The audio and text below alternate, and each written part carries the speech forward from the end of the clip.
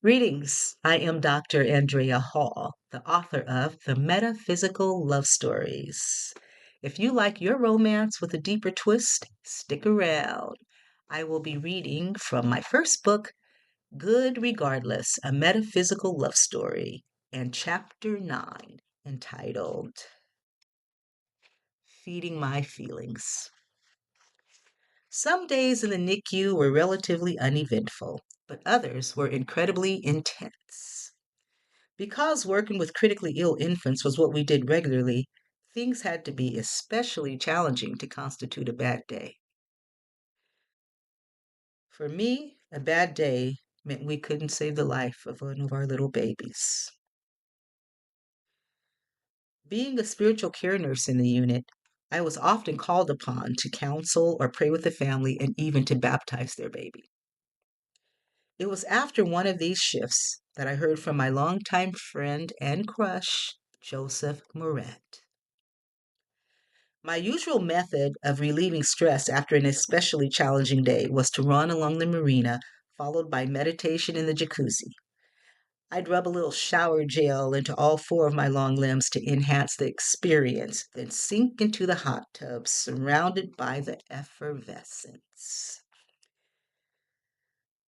AirPods in my ears, I'd listen to spiritual and motivational pieces on YouTube. Neville Goddard, Abraham Hicks, and Ernest Holmes were among the favorites who could send me floating away in a blissful state of consciousness. At times, I ditched the AirPods and iPhone to sit and meditate in silence. Other times, I'd sip wine and do yoga poses, squats, and lunges. The jacuzzi was my happy place. I loved being in it by myself, which was often the case, even though there was quite a few others living in our condo community. Sometimes others would be present, but we were respectful of each other's space. That day, however, having had a challenging shift and feeling emotional about the loss of a baby's physical life, I wanted to do something different. Let's have a private party, I said to Ayanla.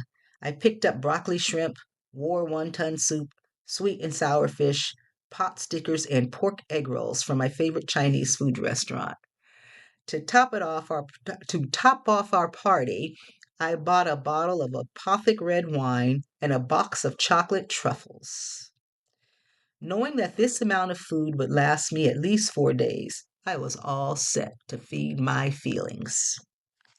After showering and slipping into my favorite pink warm and fuzzy footed pajamas with Black Betty Boop images on them, I settled in front of my electric fireplace and logged into Facebook, projecting it onto my big screen TV. I was in heaven. And then I was really in heaven. There was a Facebook private message sent to me from Joseph, my Joseph. It simply said, "See you tomorrow, Aisha, free woman."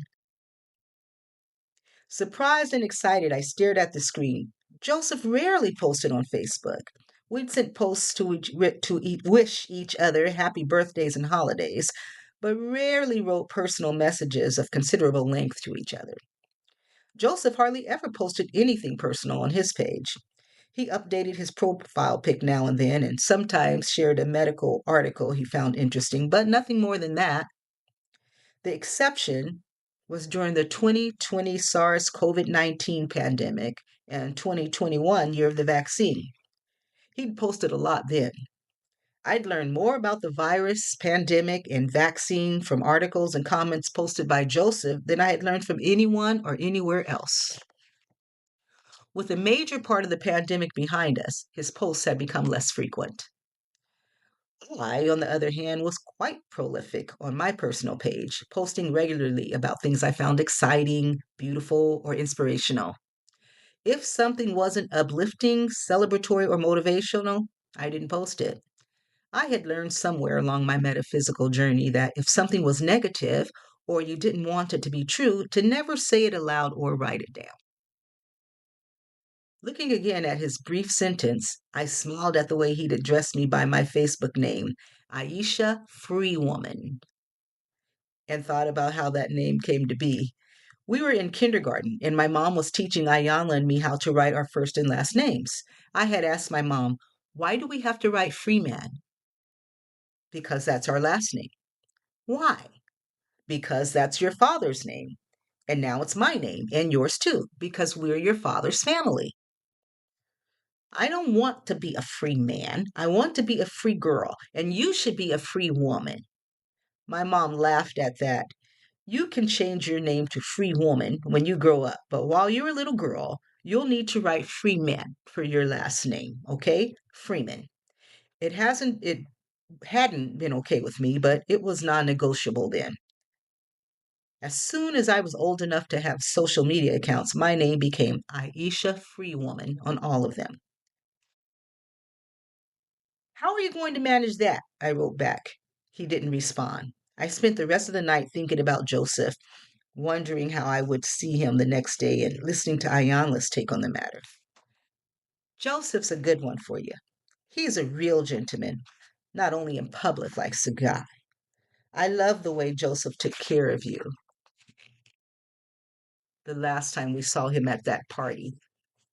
He didn't try to take advantage of you when he clearly could have. He's a solid dude. I sat back thinking about the night Ayanla was referring to, imagining what it would have been like if Joseph had taken me up on my advances. I remembered wishing he would, and that I felt like something must have been lacking in me when he didn't. "I'm sure it would have been great," I told Ayanla, "but he's not interested in me in that way." "It's going to be greater later," she assured me. "He did the right thing at the time. You were a minor. You're not 17 anymore. I promise you it will be different." I remembered what he'd told me that night. "Don't get married and move away on me. I mean it. I'm coming back." I'd repeated it in my head all night after he'd said it. I wondered if he had remembered saying it. That was also the last time I saw Joseph in public. I stared at his latest Facebook profile picture and imagined all sorts of ways I might see him the next day. I went to bed early, but lay awake for 2 hours, checking my Facebook frequently to see if he'd responded. I finally took 2 Tylenol PM tablets and a shot of Lime Absolute vodka to help me get to sleep. I wanted to be well rested to perform my job efficiently. I wondered what the Facebook message meant, or if it was just a prank by someone hackling Joseph's account. I had no idea how or where I was going to see him, but I wanted to look my best when I did. I slept like a baby and woke up excited to see Joseph wherever he might turn up. I'd changed a lot since Joseph had seen me last. The braids I'd worn as a teenager had been transformed into skinny dreadlocks by my college friend Izzy. They hung down my back now, making a beeline to my waist. I wove them back into a single French braid and donned my most flattering emerald green scrubs. I wanted to look my best, just in case Joseph showed up at the hospital. Wearing more makeup than usual, I applied liquid eyeliner above my top lashes, brushed on several layers of mascara, and painted my lips red. I was going for my favorite exotic look, which wasn't hard since I was often told I had an exotic look when I wasn't even trying. My stomach was doing that little flip it did whenever I thought of Joseph. "Very nice," Ayanla said. "You even did that without my help." Ayanla and I had looked more and more like our mom as we grew older. Our dad used to call us his triplets. I suppose now he'd say Mom and I were twins if the absence of Ayanla's physical presence weren't too painful for him to acknowledge. I grew to be 5 foot and 10 inches tall, just like Mom. I also inherited her body shape and looked more like her every day. In her mid-50s, our mom was still curvaceous and lean. She practiced yoga, took dance fitness classes, and lifted weights at the local YMCA. She competed in volleyball and basketball in the annual Wine Country Games in Sonoma County and always came home with medals. Our mom hated combing her long, thick, dyed black hair, so she had it twisted into sister locks that she often wore upswept and twisted into professional style for work as a chief nurse executive.